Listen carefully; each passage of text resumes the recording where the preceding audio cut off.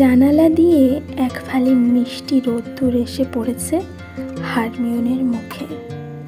আজকের সকালটা ভারী মিষ্টি একটা সকাল। সোল ধীরে ধীরে আবার তার ছন্দে ফিরছে।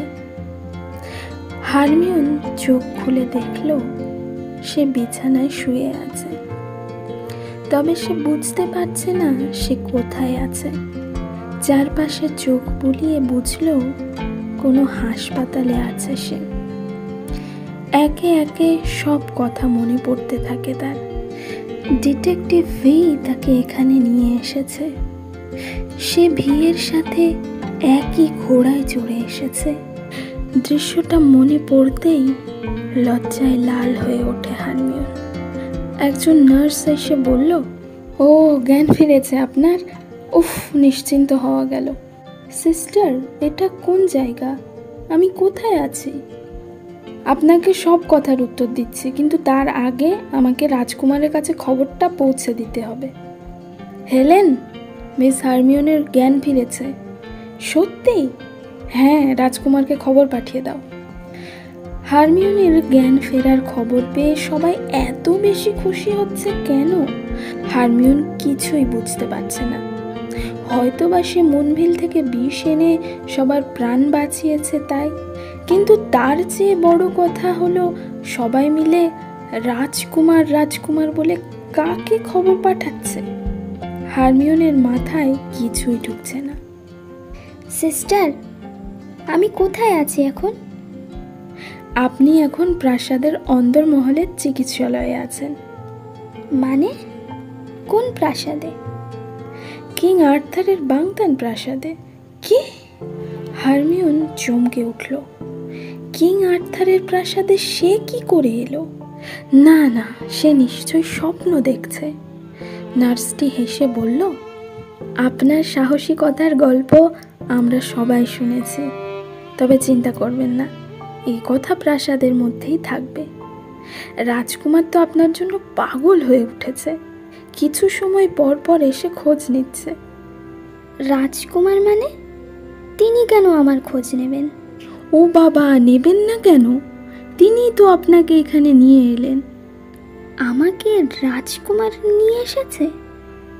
হ্যাঁ, তার বলছি কি, তখন তো আপনার জ্ঞান ছিল না।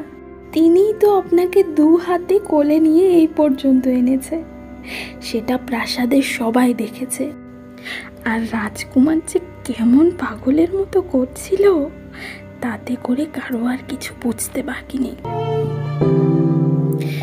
হারমিওনের কাছে সব এলোমেলো লাগলেও সে এখন ধীরে ধীরে সব কিছু অনুমান করতে পারছে। তবুও সে অপেক্ষা করছে রাজকুমারের আসার। যতক্ষণ না সে নিজে চোখে রাজকুমারকে না দেখছে, ততক্ষণ এ সব কিছুই তার কাছে স্বপ্ন থাকবে। হেলেন রাজকুমারের কক্ষে গিয়ে দেখল তিনি সেখানে নেই। রাজামশাই সভা বসিয়েছে, তিনি সেখানেই উপস্থিত আছেন এখন। হেলেন ফিরে এলো। এদিকে হারমিওনের অস্থিরতা বেড়েই চলেছে। সে আর সহ্য করে থাকতে পারছে না।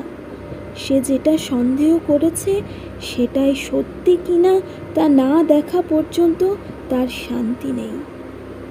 এর মধ্যে রাজকন্যা ক্যামলিনা এলেন হারমিওনের সাথে দেখা করতে।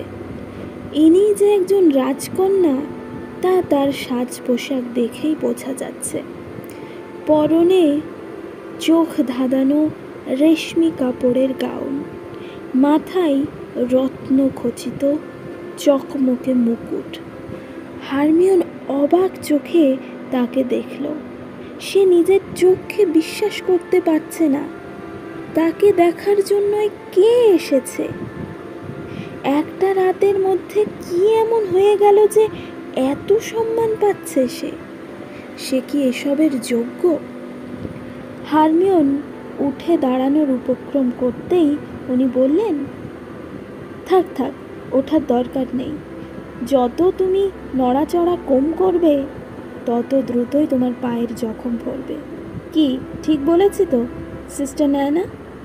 আপনি একদমই ঠিক বলেছেন রাজকুমারী। রাজকুমারী অত্যন্ত সুন্দর মনের একজন মানুষ। এতটুকু সময়েই তার সঙ্গে কথা বলে হারমিওন বুঝতে পারল। হারমিওন, তুমি চাইলে আমরা দুজনে ভালো বন্ধু হতে পারি। কি বলছেন রাজকুমারী? আপনি আমার মতো নগণ্য মানুষকে নিজের বন্ধু করতে চেয়েছেন, এটাই আমার জন্য সৌভাগ্য। কি বলছো এসব? কেউই নগণ্য নয়। তোমাকে একটা কথা বলি, আমার দাদার সামনে যেন কখনো এ কথা বলো না, কেমন? ঠিক আছে। তাহলে আমি এখন আসি, পরে দেখা হবে। কিছু প্রয়োজন হলে হেলেনকে জানিও। হারমিওন ভাবছে এইবার বুঝি তার ঘুমটা ভেঙে যাবে। অনেক হয়েছে রাজপ্রাসাদে থাকা, এইবার সে বাস্তবে ফিরতে চায়। কিন্তু স্বপ্নের মধ্যে থাকলেও তার চোখ দুটো অস্থির হয়ে আছে ডিটেকটিভ ভিকে এক ঝলক দেখার জন্য। ওদিকে রাজকুমার নিজের কক্ষে ফিরে আসতেই একজন এসে জানালো, রাজকুমার, হেলেন খবর পাঠিয়েছে হারমিওনের জ্ঞান ফিরেছে। হ্যাঁ রাজকুমার। রাজকুমার তড়ি ঘড়ি ছুটল মেয়েদের চিকিৎসাশালার দিকে। হারমিওনের কাছে তখন সিস্টার নায়না ও অন্য একজন উপস্থিত ছিল তার সেবা করার জন্য। রাজকুমার ভিতরে প্রবেশ করেই হারমিওনের উপর চোখ পড়ল তার, আর তখনই সে বাকরুদ্ধ হয়ে কেবল হারমিওনের দিকে দেখতে থাকলো। দুজন সিস্টারই সঙ্গে সঙ্গে রাজকুমারকে বউ করে বাইরে বেরিয়ে গেল। দুজনের মুখেই তখন চাপা হাসি। এই কাহিনীটাকে ওরা দারুণভাবে উপভোগ করছে। আর হারমিওন ডিটেকটিভ ভিকে দেখতে পেয়ে তার দম বন্ধ হয়ে গেছে।